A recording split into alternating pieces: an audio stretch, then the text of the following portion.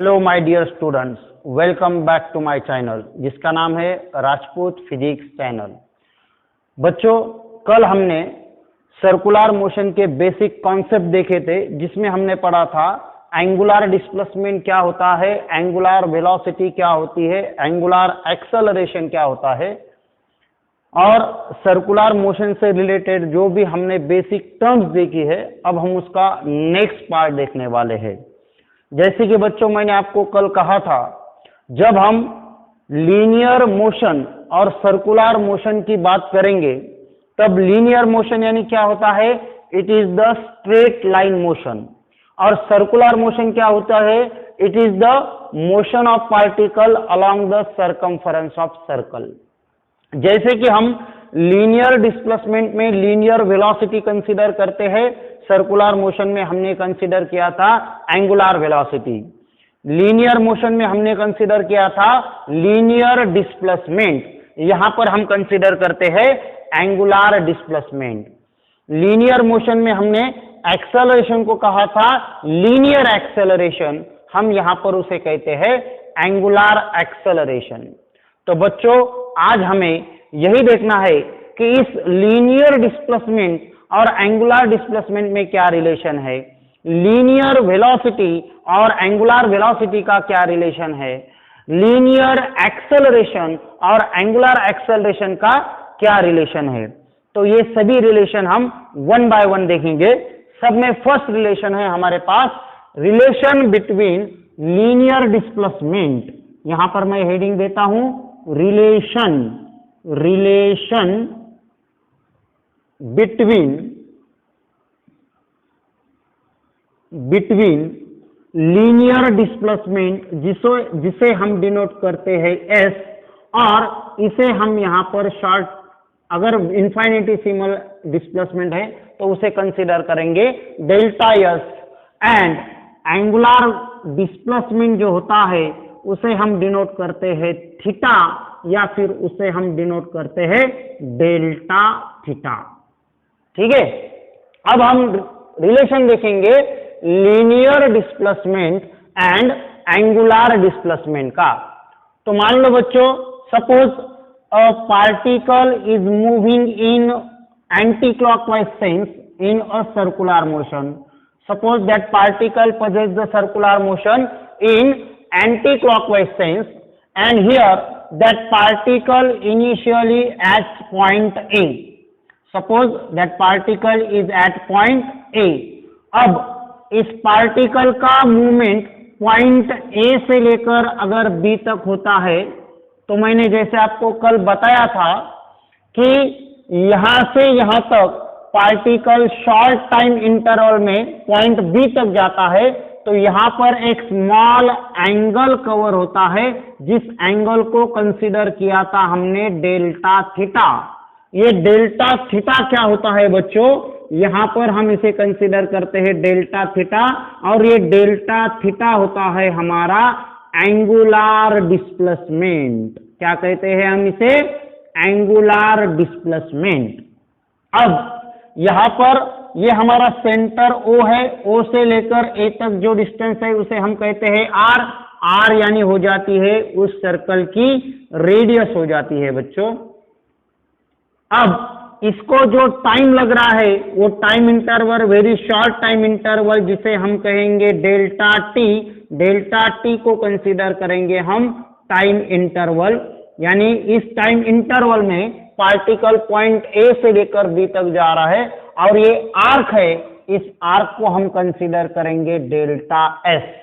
इस आर्क का मैग्नीट्यूड कितना कंसीडर किया है हमने, डेल्टा एस, तो मैं यहां पर लिख देता हूं arc is equal to delta S.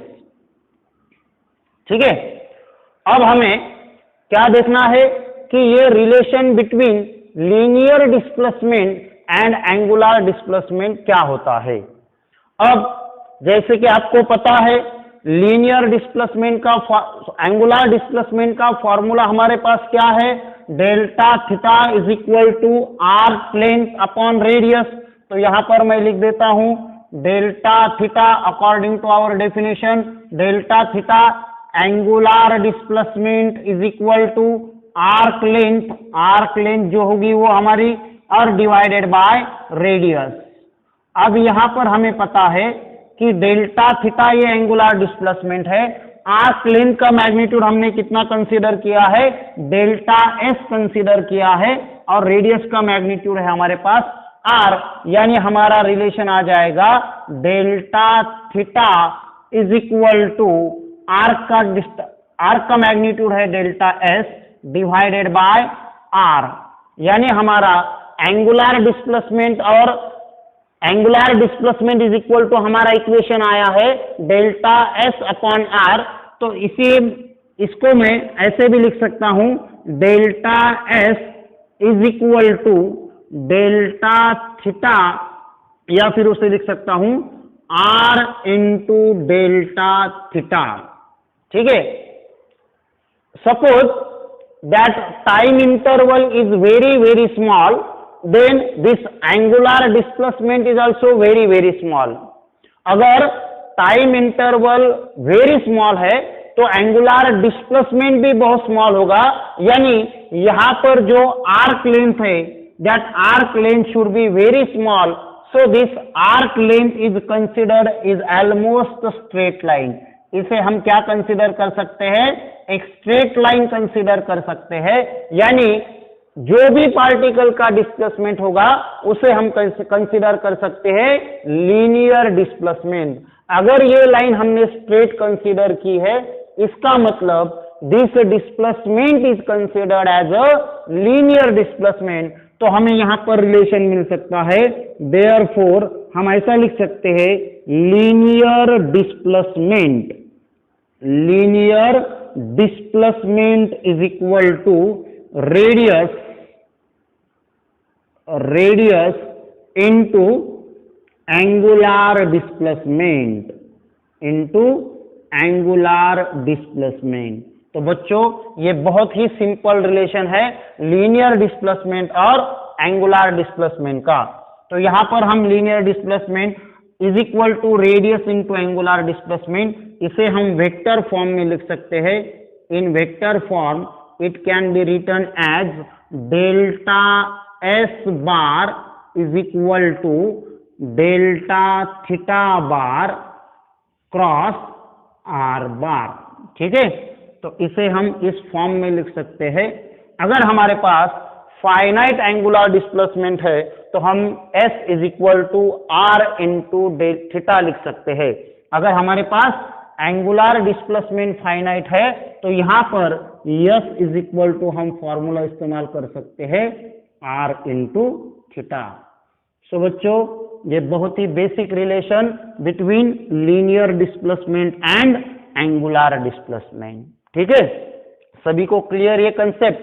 अब हम नेक्स्ट पॉइंट देखेंगे, relation between linear velocity which is denoted by v and angular velocity which is denoted by omega. अब हम रिलेशन देखेंगे, रिलेशन बिटवीन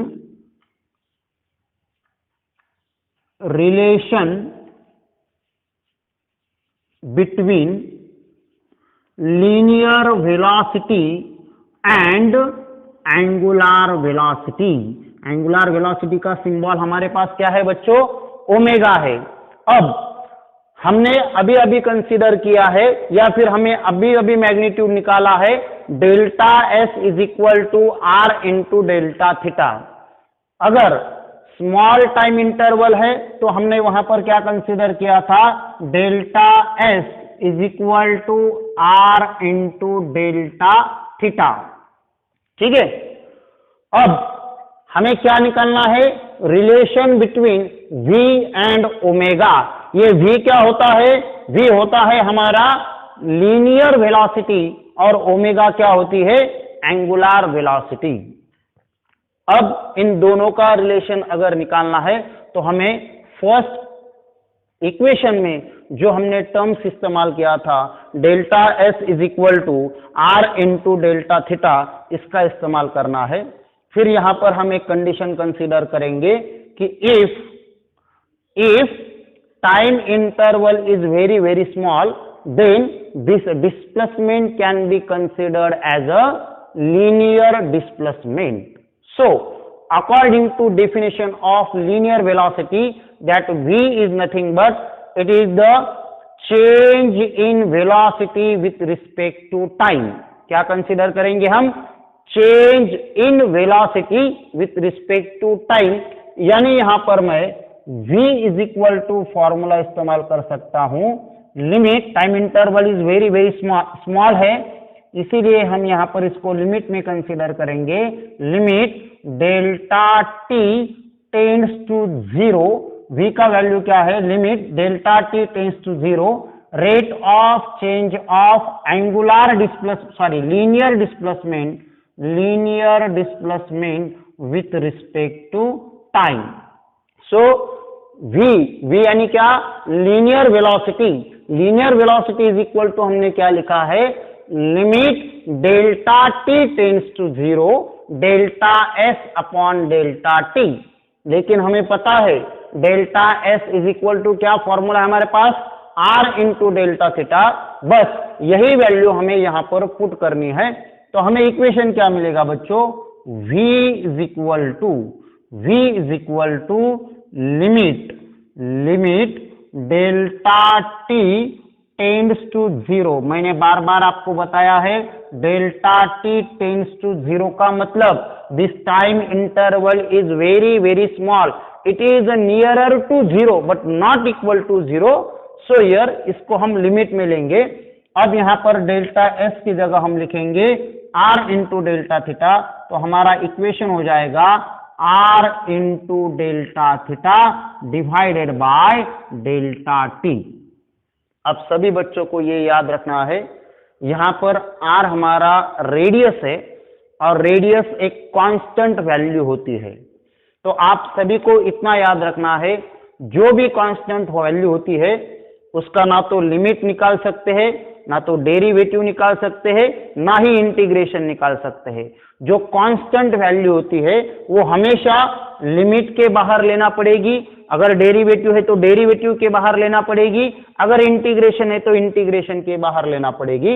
यानी इसका मतलब हम इस इक्वेशन को ऐसा लिख सकते हैं कि v is equal to r into limit delta t tends to 0 into delta theta upon delta t. ठीक है, अब limit delta t tends to 0 delta theta upon delta t. ये डेल्टा थीटा क्या है, एंगुलर डिस्प्लेसमेंट. ये delta t क्या है, it is the time interval. तो यहां पर क्या हुआ, इस इक्वेशन को क्या कह सकते हम, change in angular displacement with respect to time. यानी इसका मतलब क्या होता है, it is the angular velocity. तो मैं यहां पर लिख सकता हूं बट, क्या लिख सकता हूं, but limit delta t tends to 0 delta theta upon delta t is equal to change in angular displacement with respect to time. ये क्या हो जाता है, angular velocity which is equal to omega. So इस टर्म के instead हम लिख सकते हैं ओमेगा. तो हमारा इक्वेशन बन जाएगा बच्चों v is equal to r omega. क्या इक्वेशन बन जाएगा, v is equal to r omega. इसे हम वेक्टर फॉर्म में लिख सकते हैं. In vector form it can be written as v bar is equal to omega bar cross r bar. तो यहां पर ये मैग्नीट्यूड हुआ बच्चों कि ये रिलेशन है, दैट इज द v यानी क्या, linear velocity is equal to radius into angular velocity. जैसे मैंने यहां पर लिखा था linear displacement is equal to radius into angular displacement. Similarly, linear velocity is equal to radius into angular displacement. तो ये हमारा सिंपल रिलेशन है linear velocity and angular velocity. ठीक है बच्चों, ये भी कंसेप्ट आपका क्लियर हुआ होगा. बहुत ही सिंपल कंसेप्ट है. यहां पर खाली आपको इतना याद रखना है कि एंगुलर डिस्प्लेसमेंट और लीनियर डिस्प्लेसमेंट का जो फॉर्मूला है वही यहाँ पर, उसको ही यहाँ पर इस्तेमाल करना है और उससे हमें वेलोसिटी और एंगुलर वेलोसिटी और लीनियर वेलोसिटी का रिलेशन मिल जाता है। जैसे हमने relation between linear displacement and angular displacement देखा, linear velocity and angular velocity देखा, अब हम और एक रिलेशन देखेंगे जो एक्सेलरेशन का होता है। तो मैं यहां पर लिख देता हूं relation between angular acceleration and linear acceleration. Linear acceleration is denoted bye A and angular acceleration is denoted by alpha. तो अब हमें ये लीनियर एक्सेलरेशन ए और एंगुलर एक्सेलरेशन अल्फा, इन दोनों के बीच का रिलेशन हमें देखना है। अब according to definition of velocity, velocity क्या होता है कि velocity v is equal to क्या लिख सकते हैं हम? अभी हमने इक्वेशन देखा है, velocity v is equal to r into omega. ये ठीक है। अब v is equal to r into omega है। सिमिलरली हम एक्सेलरेशन को क्या लिख सकते हैं? Acceleration is nothing but acceleration a is equal to change in velocity with respect to time. Acceleration a is equal to क्या लिख सकते हैं हम? Change in velocity with respect to time. तो मैं यहां पर लिख देता हूं a is equal to v divided by t। ठीक है, यहां पर मैंने क्या लिखा है बच्चों कि a इज इक्वल टू, यानी definition according to definition of acceleration a is equal to v upon t। अब यहां पर हमें फिर से वेलोसिटी का रिलेशन इस्तेमाल करना है। वेलोसिटी का रिलेशन अब हम कैसे इस्तेमाल करेंगे? सो एक्सेलरेशन यानी क्या होता है? dv upon t। लेकिन ये एक्सेलरेशन बेसिकली क्या है बच्चों कि acceleration a is equal to dv यानी क्या? Change in velocity with respect to time. क्या लिख सकते हैं हम? Change in velocity with respect to time. तो यहां पर हम अब लिखेंगे a is equal to d upon dt। अब ये v है, v का वैल्यू हमने अभी निकाला है। क्या निकाला है? v is equal to r omega. तो मैं यहां पर लिख सकता हूं instead of what we can write r into omega. अब मैंने आपको अभी इसके पहले ही आपको बताया था कि अगर डेरिवेटिव हो, लिमिट हो या इंटीग्रेशन हो, वहां पर जो भी कांस्टेंट वैल्यू होगी, हमारी यहां पर कांस्टेंट वैल्यू क्या है? रेडियस। इसका ना तो लिमिट निकलेगा, ना तो डेरिवेटिव निकलेगा, ना तो इंटीग्रेशन निकलेगा। इसका मतलब हम इस इक्वेशन को ऐसा लिख सकते हैं a is equal to r into d omega upon dt। ठीक है, अब ये d ओमेगा अपॉन dt यानी क्या होता है? It is the change in angular velocity with respect to time. ये क्या हुआ बच्चों? It is the change in angular velocity with respect to time. और change in angular velocity with respect to time क्या होता है? वो होता है एंगुलर एक्सेलरेशन। तो यहां पर हम लिखेंगे but d omega upon dt is equal to angular acceleration which is denoted by alpha. So d omega upon dt is equal to alpha आ जाएगा। यानी हमारा इक्वेशन होगा a is equal to r into alpha.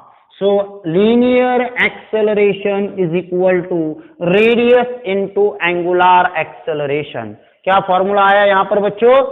a is equal to r into alpha, यानी linear acceleration is equal to radius into angular acceleration। इसे भी हम vector form में लिखेंगे। In vector form this equation can be written as a bar is equal to alpha bar cross r बार। तो ये बहुत ही सिंपल रिलेशन है जो अभी हमने देखे हैं। कौन कौन सा रिलेशन?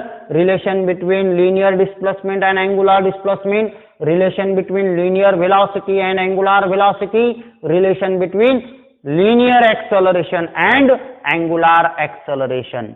तो ये बहुत ही सिंपल रिलेशन है जिसे हम मैग्नीट्यूड के फॉर्म में भी लिख सकते हैं और वेक्टर के फॉर्म में भी लिख सकते हैं। आपको जैसी जरूरत होगी वहां पर वैसे आपको इसको इस्तेमाल करना है, ठीक है। अब यहां पर ये हमारे जो सर्कुलर मोशन से रिलेटेड बेसिक कॉन्सेप्ट है, angular velocity, angular displacement and angular acceleration, इन सभी को हमने ठीक से पढ़ लिया है। अब बच्चों, नीट जेईई के एग्जाम में इस पार्ट पर कुछ बहुत ही इजी क्वेश्चन पूछे जाते हैं। वो क्वेश्चंस क्या है, उस क्वेश्चन को आपको कैसे समझना है और इसके एप्लीकेशन क्या है, नीट और जेईई और सीईटी के एग्जाम के लिए इस angular displacement, linear displacement, angular velocity, linear velocity, angular acceleration and linear acceleration, इनसे रिलेटेड हम कुछ नीट जेईई की की पॉइंट्स या एप्लीकेशन देखेंगे, ठीक है। फर्स्ट एप्लीकेशन जो है, जो कि बहुत ही सिंपल है, बहुत बार एग्जाम में पूछा गया है, वो एप्लीकेशन क्या है मैं आपको फर्स्ट डायग्राम निकाल कर बताता हूं कि suppose there are two particles which are moving into two coplanar concentric circle. क्या कंसिडर करना है बच्चों, हमें दो पार्टिकल कंसिडर करना है जो कि अलग अलग सर्कल में घूमेंगे या फिर दोनों ही पार्टिकल एक ही सर्कल पर घूमेंगे। कंडीशन क्या पूछी जाती है कि if that two particles are moving on the same circle in the same direction. एक तो कंडीशन क्या होगी कि दो पार्टिकल एक ही सर्कल पर एक ही डायरेक्शन में घूमेंगे या फिर that two particles are moving on two different circle. कैसे? That two particles are moving on two different circle but that circle should be concentric and coplanar. Concentric circle means क्या होता है बच्चों कि कॉन्सेंट्रिक यानी ऐसे सर्कल कि जिनका सेंटर एक ही होता है, यानी एक ही सेंटर लेकर हम अलग अलग सर्कल्स अगर निकालते हैं तो उसे हम कहते हैं कॉन्सेंट्रिक सर्कल्स। अब यहां पर कंडीशन आपको दी है, कोप्लेनार का मतलब होता है कि having in the same plane, एक ही प्लेन में होंगे। कंडीशन आपके पास ये है कि मान लो हमारा फर्स्ट पार्टिकल पॉइंट ए पर है, यहां पर हमारा सेंटर ओ और ओ से ए तक का जो डिस्टेंस है हमारा वो फर्स्ट सर्किल के रेडियस होगी जिसे हम कंसीडर करेंगे R1। अब ओ से मैं सेकंड सर्कल की रेडियस निकालता हूं जिसे हम कंसीडर करेंगे R2। सपोज हमारे पास R1 is the radius of first circle and R2 is the radius of second circle. The first particle is at point A which is moving with velocity omega 1, which is moving with velocity omega 1, and second particle is at point B which is moving with velocity omega 2. First particle की velocity जो है वो omega 1 हमने consider की है और second particle की जो वेलोसिटी है वो हमने ओमेगा 2 कंसीडर की है। हमारी कंडीशन क्या है कि that two particles are moving on different concentric circle with different velocity but in the same direction. यहां पर उनका डायरेक्शन कैसा कंसीडर किया है बच्चों, हमने डायरेक्शन कंसीडर किया है सेम। तो इस वक्त ऐसे कंडीशन में अगर कोई ऑब्जर्वर सेंटर से ऑब्जर्व कर रहा है तो सेंटर से ऑब्जर्व करने वाले के लिए relative velocity omega 2 with respect to omega 1 कितना होगा ये हमें निकालना है। तो बच्चों बहुत ही सिंपल कंसेप्ट है जिसमें हमें रिलेटिव वेलोसिटी निकालना है। अब रिलेटिव वेलोसिटी क्या आएगा, तो रिलेटिव वेलोसिटी आएगा omega relative is equal to omega 2 minus omega 1। क्या आएगा relative velocity? Omega relative is equal to omega 2 minus omega 1। अब इस रिलेटिव वेलोसिटी को हम in terms of time period भी देख सकते हैं कि that relative velocity in terms of time period. तो relative velocity in terms of time period अगर हमें निकालना है तो हमें इक्वेशन पता है बच्चों कि कल हमने इक्वेशन देखा था time period t is equal to हम लिख सकते हैं 2 पाई अपॉन ओमेगा। क्या लिख सकते हैं? Time period t is equal to 2 pi upon omega. तो यहां पर ओमेगा 2 और ओमेगा 1 ये अलग अलग वेलोसिटी है, यानी यहां पर इनका टाइम पीरियड भी कैसा आना चाहिए? अलग अलग आना चाहिए। तो मैं यहां पर लिख सकता हूं time period t1 is equal to, यहां पर मैं लिख सकता हूं 2 pi upon omega 1 and time period t2 is equal to मैं लिख सकता हूं यहां पर 2 पाई अपॉन ओमेगा 2। ठीक है, अब हमें यहां पर time period angular velocity that is the relative angular velocity in terms of time period देखना है। तो यहां पर रिलेटिव एंगुलर वेलोसिटी यहां पर हमने क्या लिखा है? t is equal to 2 pi upon omega, यानी मैं यहां पर लिख सकता हूं omega relative is equal to 2 pi upon time relative, यानी मैं उसे t कंसीडर करता हूं। यहां पर t1 is equal to 2 pi upon omega 1, therefore omega 1 is equal to क्या कंसीडर करेंगे हम? 2 pi upon t1। Similarly t2 is equal to 2 pi upon omega 2, तो ओमेगा 2 का भी वैल्यू आ जाएगा 2 पाई अपॉन t2।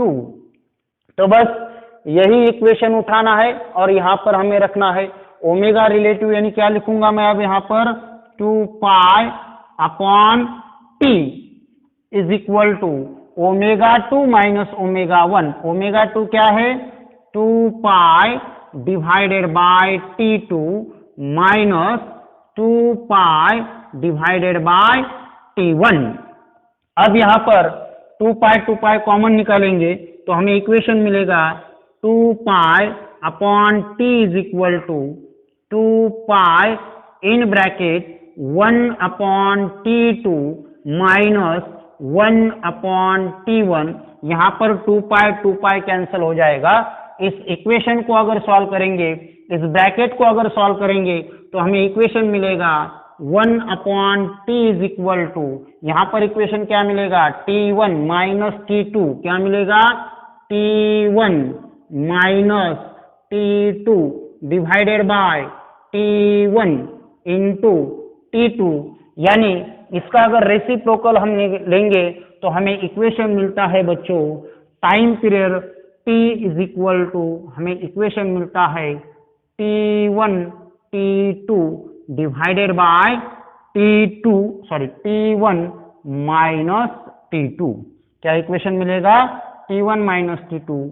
यानी बच्चों आपको याद रखना है कि when that observer is observing at the center and two particles are moving on different concentric circle or same circle but with different angular velocity in the same direction, then relative velocity for an observer which is at the center, that relative velocity is given by omega relative is equal to omega 2 minus omega 1, or that relative velocity in terms of time period is given by t is equal to t1 t2 divided by t1 minus t2। ठीक है, अब बहुत से बच्चों के मन में सवाल आता होगा, यहां तो सर ने सेम डायरेक्शन का बताया, ऑपोजिट डायरेक्शन में क्या होगा?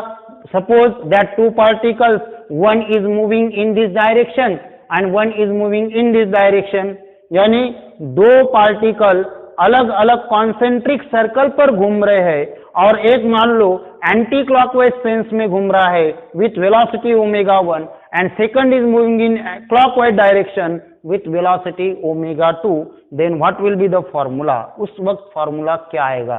तो बच्चों बिल्कुल ही नहीं घबराना, आपको इतना याद रखना है कि अगर अपोजिट सेम डायरेक्शन में अगर है तो यहाँ पर omega relative is equal to omega 2 minus omega 1 आएगा।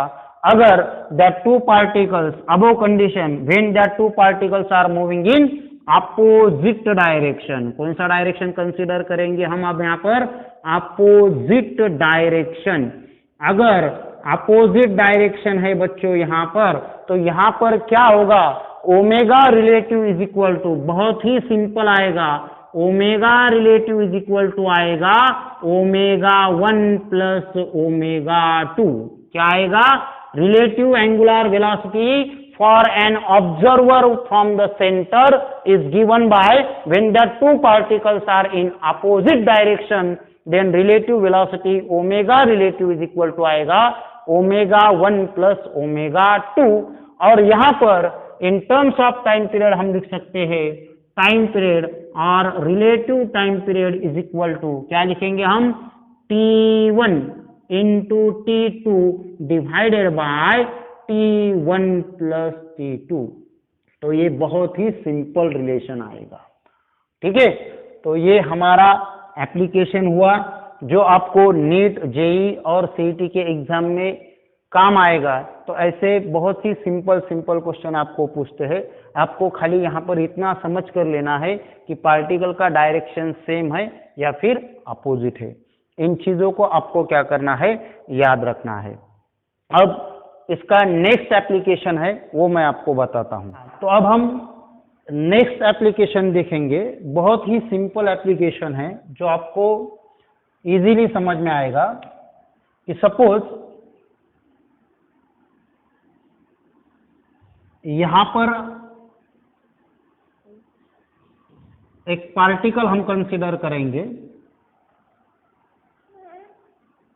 And suppose this is the centre of circle. मैं यहाँ पर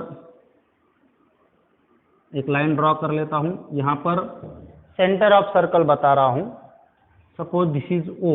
और हमारे पास कंडीशन ऐसी है बच्चों कि पार्टिकल की इनिशियल पोजीशन हम कंसिडर करेंगे point P and in time interval T that particle moves from point P two point Q। अब इस पॉइंट P से लेकर इस पार्टिकल को Q तक जाने के लिए जो टाइम लगा है वो हमने कंसिडर किया है टाइम इंटरवल T। मान लो इस टाइम इंटरवल T। अब कंडीशन क्या है कि first observer is at the centre and second observer, suppose that second observer is at this point. Okay, यहां पर इस पॉइंट को नाम दे दिया मैंने A।